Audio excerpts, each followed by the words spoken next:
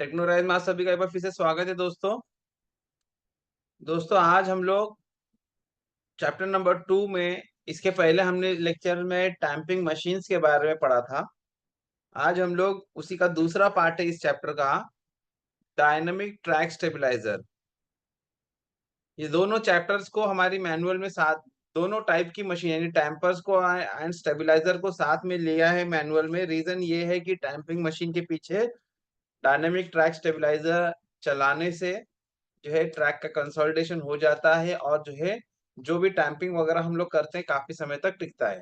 तो पहला पार्ट हम लोगों ने पढ़ लिया टैंपिंग मशीन्स के बारे में। अब हम दूसरा पार्ट पढ़ रहे हैं, that is dynamic track stabiliser यानी कि DTS.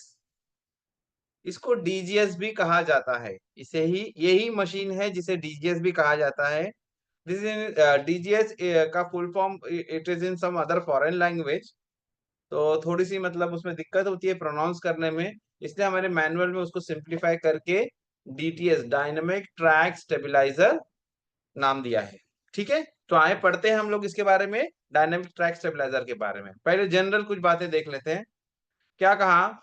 During maintenance operation such as stamping, lifting, slewing, deep skilling etcetera, यानी जब भी हम मेंटेनेंस के काम में कभी टैंपिंग करते हैं, कभी ट्रैक की लिफ्टिंग करते हैं, अलाइनमेंट में गड़बड़ है हम लोग तो स्लूइंग करते हैं, रीअलाइनमेंट वगैरह के समय छनाई करते हैं यानी डीप स्किलिंग करते हैं। उस वक्त क्या होता है, ये सारे एक्टिविटी करने पे क्या होता है, द लैटरल रेसिस ऑफ ट्रैक गेट्स रिड्यूस्ड। क्या होता है कि हमारा जो ट्रैक है, जब हम लोग कोई भी मेंटेनेंस का काम करते हैं, जैसे कि टैंपिंग किया, लिफ्टिंग किया, स्क्रूइंग किया, डीप स्क्रीनिंग किया, तो हमारा ट्रैक का लैटरल रेसिस कम हो जाता है। क्यों हो जाता है? क्योंकि जो नेचुरल आपका ग्रेन का अरेंजमेंट, बलास्ट के ग्रेन्स का अरेंजमेंट था, बलास्ट के जो पार्टिकल्स थे जो एक दूसरे के साथ जुड़े हुए थे, जो बॉन्डिंग थी उनके अंदर, जो इंटरलॉकिंग थी, वो कम हो जाती इन एक्टिविटीज की वजह से। चाहे वो टैंपिंग हो, लिफ्टिंग हो, स्लूइंग हो, डीप स्किनिंग, थोड़ा सा अरेंजमेंट डिस्टर्ब होने की वजह से लैटरल रेजिस्टेंस ट्रैक का कम हो जाता है। ठीक है, अब ये जो लैटरल रेजिस्टेंस कम हो जाता है, तो इसको रीबिल्ड करने के लिए क्या करते हैं? ये रीबिल्ड कब होता है? जब ट्रेन पास होती रहती है, तो ग्रेजुअली जब ट्रेन पास होगी तो ट्रेन का जो सेल्फ वेट होता है, लोड होता है, तो ट्रैफिक लोड जिसको हम लोग बोलेंगे, ट्रेन लोड, उसके अंदर जो लोड होता है गाड़ियां चलने से धीरे धीरे धीरे धीरे ग्रेन का अरेंजमेंट होने लगता है, and it starts getting consolidated. ठीक है, आई बात समझ में? तो धीरे धीरे धीरे धीरे क्या हो जाता है कि वो सेटलमेंट होना शुरू होता है। बराबर। अब उसमें टाइम लग जाता है, उसमें क्या होता है, टाइम लग जाता है कि नहीं? क्योंकि क्या है, डिपेंड करता है कि भाई वो आपका जो सेक्शन है, रूट है, उसमें कितनी गाड़ियां चल रही है कि नहीं, गाड़ियां कितनी चल रही है और कितना लोड है, टनेज क्या है क्या नहीं, उसके ऊपर डिपेंड करता है कि वो जो है आपका जो है लैटरल रेजिस्टेंस बिल्टअप होने में टाइम लग जाता है ना। तो इसके लिए दूसरा तरीका है हमारे डीटीएस। तो वही कहा, this consolidation can also be achieved faster, जल्दी अचीव कर सकते हैं, uniformly and more effectively by means of a dynamic track stabiliser.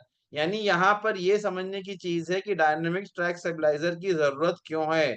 मैंने कई पीडब्ल्यूआईज को देखा हुआ है जो ये जो है ना डायनामिक ट्रैक स्टेबलाइजर की अहमियत समझते नहीं है, और वो ये कहते हैं कि ये मशीन किसी काम की नहीं है, इसको जबरदस्ती ऑफिसर ने बोला इसलिए हम चला रहे हैं।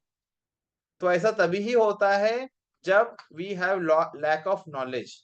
जब हमारे पास नॉलेज नहीं होता तब हम इस तरीके की बात करते हैं। लेकिन होता ही ऐसा है ना कि लोगों का कहने का भी कारण, उसके पीछे कुछ कारण है, कहने के पीछे कारण ये है कि बाकी जो मशीनें कुछ ना कुछ काम करती है, तो कुछ एक्टिविटी होते हुए दिखाई देती है आपको। बीसीएम मशीन स्क्रीनिंग कर रही है, छनाई कर रही है, दुनिया भर की एक्टिविटी हो रही है, कटर बार चल रहा है, वाइब्रेशन हो रहा है, बलास्ट डिपॉजिट हो रही दिख रहा है, टैंपिंग मशीन के जो है टूल्स अप एंड डाउन हो रहे हैं, ट्रैकिंग कर रहे हैं दिख रहा है, टीआरटी मशीन स्लीपर रिप्लेस कर रही है दिखाई दे रहा है, यूटीवी मशीन कुछ अनलोडिंग या लोडिंग का काम कर रही दिखाई दे रहा है, बलास्ट रेगुलेटिंग मशीन बलास्ट का अरेंजमेंट कर रही दिखाई दे रहा है। यानी कि जितनी भी मशीन है, बीक्यू एरोसो या जो भी मशीन हो, हर मशीन कुछ ना कुछ काम करते दिखता है। ये जो मशीन है डायनामिक ट्रैक स्टेबिलाईजर, काम ये भी करती है, लेकिन डायरेक्टली नेकेड आई को जो है ऐसा देखने को नहीं मिलता। जब बहुत गौर करेंगे तो समझ में आता है, yes this machine is also doing some work. Otherwise इसमें ऐसा कुछ ऊपर नीचे एक्टिविटी ऐसा करते हुए दिखता नहीं है। इसलिए लोग कहते हैं कि डीटीएस किसी काम की नहीं, बट ये बहुत ही काम की मशीन है दोस्तों, है कि नहीं? ये बहुत ही काम की मशीन है। क्या करती है, क्या काम करती है, वो अभी आपको आगे बताएंगे। ठीक है, बेसिकली इस मशीन का काम क्या है? देखिए हमारा जो है, जैसे हमने देखा कि ट्रेन पास होती है तो कहा कि लैटरल रेजिस्टेंस बिल्टअप हो रहा है। यानी कि जैसे एक एग्जांपल लेते हैं हम लोग को, उसको समझने में आसान रहेगा। हमारा समझो किसी सेक्शन में डीप स्क्रीनिंग हुआ है, या न्यूली लेड ट्रैक है, बलास्ट डाली गई है, टैंपर मशीन ने टैंपिंग कर दिया, लेकिन क्या है, जो बलास्ट के जो ग्रेन का आपस में इंटरलॉकिंग वगैरह है, वो जब गाड़ियां चलती है तो धीरे धीरे धीरे अनसेटल्ड बलास्ट जो होती है धीरे धीरे सेटल होती है। इसको ऐसा एग्जांपल ले लेते हैं थोड़े टाइम के लिए हम लोग, डीटीएस का एग्जांपल हम लोग ले लेते हैं कि जैसे मान के चले आपके पास कोई एक कंटेनर है, समझे ना? आपके पास कोई कंटेनर है, हाँ, समझो कोई ग्रेन भर रहे हैं आप, जैसे हमारे घर में होता है ना, कोई भी ग्रेन, व्हीट, राइस, एनीथिंग। ठीक है, आपने कंटेनर के अंदर आपने क्या किया, व्हीट को सपोज कंटेनर के अंदर डाल दिया। एक स्टेज के बाद लगता है कि अरे पूरा फुल हो चुका है। Then what we do, we shake it laterally. हम उसको हाथ से हल्का हल्का डब्बे को, जो कंटेनर होता है, थोड़ा सा मूव करते हैं। तो क्या होता है, थोड़ी सी फिर से जगह बन जाती है ना, फिर से जगह बन जाती है। फिर हम उसमें दूसरा और ग्रेन डाल देते हैं। तो ये जगह आई कहां से? तो ये था कि पहले जो ग्रेन्स थे व्हीट के, वो प्रॉपरली एक दूसरे के साथ इंटरलॉक नहीं हुए थे, अंदर बहुत सारी वॉइड थी, इस वजह से हमें फुल दिख रहा था। लेकिन जब कुछ वाइब्रेशन हुआ तो वो नीचे गया, वो नीचे गया तो आपने फिर से ग्रेन रिफिल किया। बराबर ऐसे ही है कि मेरे ट्रैक में हमने टैंपिंग किया, सब कुछ कर दिया, हो गया। लेकिन होता ये है दोस्तों कि एक स्टेज के बाद में, एक स्टेज के बाद में होता यह है कि वो जो है सेटलमेंट तो होता है, लेकिन अनड्यू सेटलमेंट हो जाता है। कई बार अनड्यू सेटलमेंट हो जाता है तो ट्रैक पैरामीटर गड़बड़ हो जाते हैं। डायनामिक ट्रैक स्टेबिलाईजर जो है, हम क्या करते हैं, बिल्कुल ही टैंपिंग मशीन के पीछे चलाते हैं। डायनेमिक ट्रैक स्टेबिलाईजर हम लोग बिल्कुल ही किसके पीछे चलाते हैं, बिल्कुल ही हमारी टैंपर मशीन के पीछे चलाते हैं। क्यों चलाते हैं? ताकि अभी जस्ट उसने पैरामीटर सेट किया और उसी टाइम पे चला दिया, तो dynamic track stabiliser as I said you, ये क्या करती है, वाइब्रेशन प्रोड्यूस करती है, लैटरल वाइब्रेशन ट्रैक में प्रोड्यूस करती है। क्या करती है? Lateral vibration. जैसे अर्थ क्वेक होता है ना, भूकंप, उसमें अर्थ कैसे लैटरली शेक होती है, तो वहां तो खैर डैमेज होता है, एक अलग चीज है, लेकिन यहाँ पर क्या है, हम इंटेंशनली लैटरल वाइब्रेशन प्रोड्यूस कर रहे हैं, जिससे होता यह है कि जो भी अनसेटल्ड बलास्ट होती है वो प्रॉपरली सेटल हो जाती है। तो जो पैरामीटर आपने दिया होता है ट्रैक को, वो वही अचीव, वो काफी समय तक मेंटेन कर सकते, मेंटेन हो पाता है। ठीक है, तो ये काम है मेरी इस मशीन का, डायनेमिक ट्रैक स्टेबिलाईजर का। आई बात समझ में?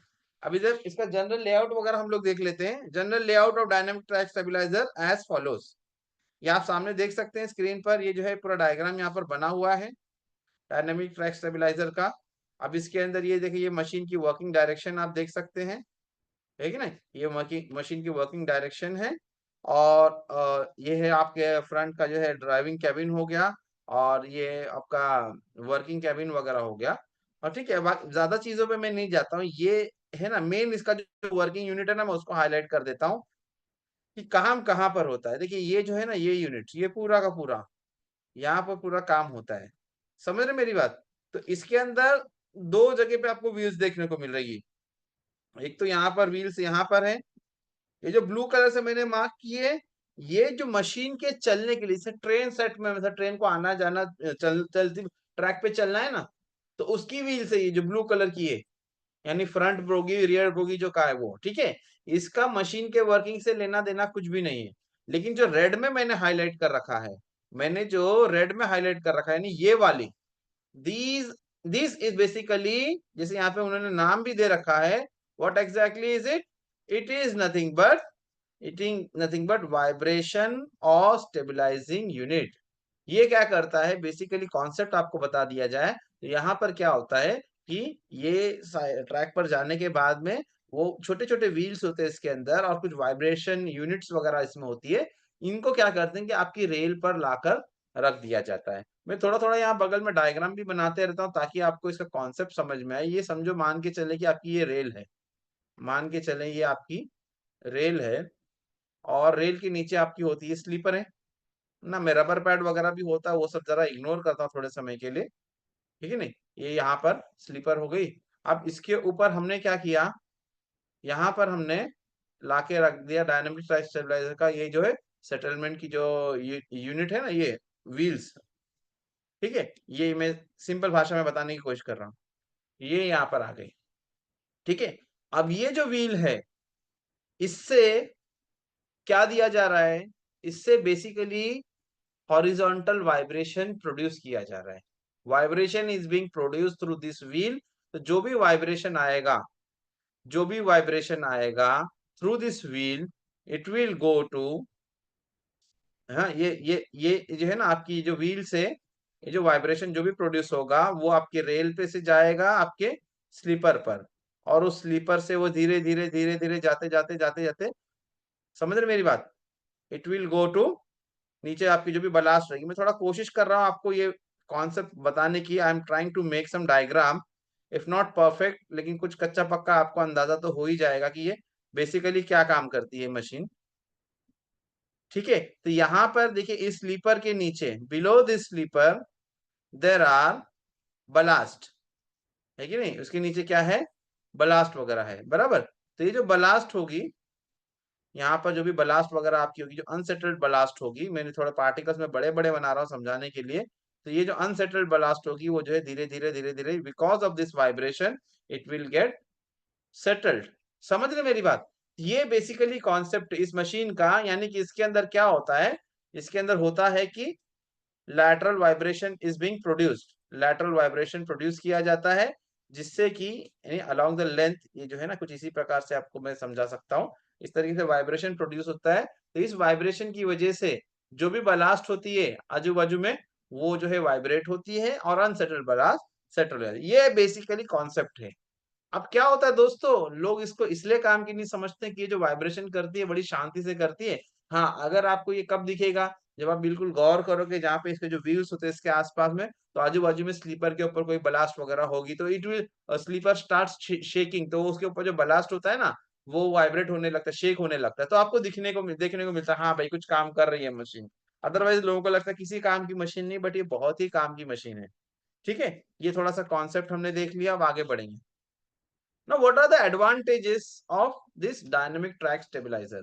इसके फायदे क्या हैं? What are the advantages of this dynamic track stabilizer? क्या फायदे हैं इसके, जरा देख लेते हैं। Consolidation by the DTS has the following major advantage. पहला एडवांटेज क्या है? Elimination of initial differential settlements which are caused by impact of passage of passing trains. ठीक है, तो क्या है आपकी जो क्या कहेंगे कि ट्रेन जब पास होती है तो क्या होता है कि इनिशियली जो है डिफरेंशियल सेटलमेंट होता है, यानी कि कहीं पे वाइब्रेशन ज्यादा है कहीं कम, तो वो चीज यहाँ नहीं मिलेगी। Elimination of initial differential settlement which are caused by the impact of passing trains, देखिए नहीं, तो इनिशियल डिफरेंशियल सेटलमेंट नहीं देखने को मिलेगा। दूसरा सबसे बड़ा फायदा जो मैंने आपको बताया था कि जो ट्रैक ज्योमेट्री हमारी है, track geometry achieve by tamping machine is retained for a longer duration, ज्यादा समय तक चलता है। जो ट्रैक ज्योमेट्री आपकी टैंपिंग मशीन से अचीव हुआ है वो ज्यादा समय तक चलता है अगर आपने डीटीएस चला के ये काम किया है तो। Why? As consolidated structure of ballast bed is built up, क्योंकि ये मशीन तो डिजाइन ही की गई है ना उसी काम के लिए। ट्रेन चल रही है, कुछ वाइब्रेशन हुआ, बलास्ट कंसोलिडेशन हुआ, एक अलग चीज है, लेकिन एक मशीन एक्सक्लूसिवली डिजाइन की गई है भाई कंसोलिडेशन के लिए, वो वाइब्रेशन प्रोड्यूस कर रही है, तो वो जो बलास्ट बेड आपका बनेगा, कंसोलिडेशन होगा, वो ज्यादा अच्छा होगा, तो ज्यादा समय तक जो है आपका ट्रैक ज्योमेट्री मेंटेन रहेगा, ठीक है। तीसरा क्या है, इंपॉर्टेंट है, lateral track resistance increases resulting in enhanced safety against track buckling। lateral track resistance बढ़ जाता है, जिससे क्या हो जाता है कि आपका बकलिंग के अगेंस्ट में जो है सेफ्टी बढ़ जाती है, बकलिंग के चांसेस कम हो जाते हैं, ओके।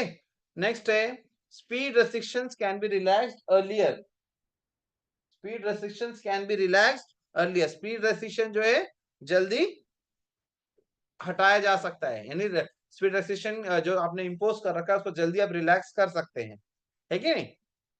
यानी फिर ये कह सकते हैं कि ट्रेन की पंक्चुअलिटी मेंटेन करने के लिए अच्छी चीज है कि नहीं? तो ये इसके एडवांटेजेस है।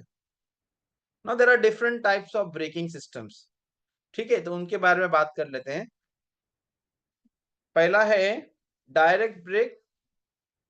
It is applied only on machine during transit. What is mean by transit? यानी मशीन एक जगह से दूसरी जगह आना जाना ले जाना है, यानी ट्रेन फॉर्मेशन में जब वो चलती होती है तब, यानी भले वो सेल्फ प्रोपेल्ड है लेकिन as a train when it is working तो उस टाइम पे डायरेक्ट ब्रेक अप्लाई करते हैं, ठीक है। दूसरा है indirect break.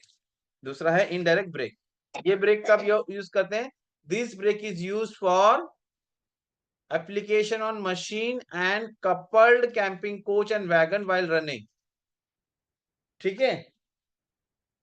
this brake is used for application on machine and coupled camping coach और wagon while running, यानी कि जब दो मशीन आपस में आपने कपल किया है कि नहीं, कैंपिंग कोच को कपल किया है या दूसरी मशीन ने कपल किया है, उस टाइप पे आप इनडायरेक्ट ब्रेक यूज करेंगे।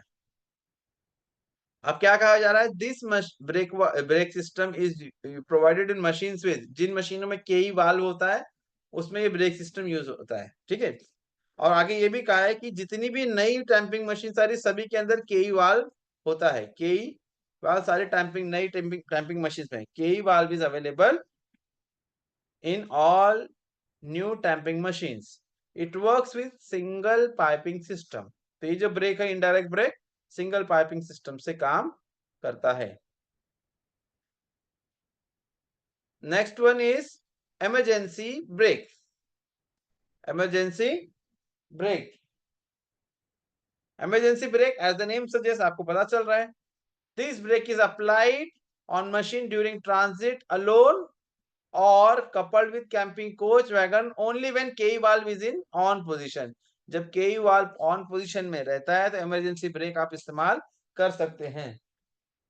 This brake is applied on machine during transit alone or coupled with camping coach or wagon only when key valve is in on position। It is applied through indirect brake system, ठीक है। ये हो गया। इसके बाद में और हमारा जो है ब्रेकिंग सिस्टम देख लेते हैं। Safety brake. This brake is applied automatically by switching off hydrodynamic transmission gear, that is ZF gear in Plasser machine. Plasser Theurer की हमारे पास अक्सर मशीनें हैं, उसके अंदर जो है ZF गियर बॉक्स होता है, ZF गियर होता है। तो क्या कहा कि उसको स्विच ऑफ करके apply, this brake is applied automatically by switching off the hydrodynamic transmission gear. This should not be normally used as service braking. Safety brake जो है आपको normally as a service brake इस्तेमाल नहीं करना है, जब बहुत जरूरत होगी तभी इस्तेमाल करेंगे, ठीक है ना। तो this should not be normally use as service braking. और लास्ट हमारा है पार्किंग ब्रेक। लास्ट हमारा है पार्किंग ब्रेक। इसके बारे में क्या कहा जा रहा है? This is hand operated mechanical brake applied when machine is stable. Machine की स्टेबलिंग के दौरान हम लोग इसको hand operated brake, mechanical brake होता है, आपने देखा होगा एक स्टीयरिंग जैसा होता है, तो उसकी सहायता से ही हम लोग उसको ब्रेकिंग करते हैं। तो ये मशीन की जब स्टेबलिंग वगैरह करते हैं तब ये ब्रेक अप्लाई करते हैं।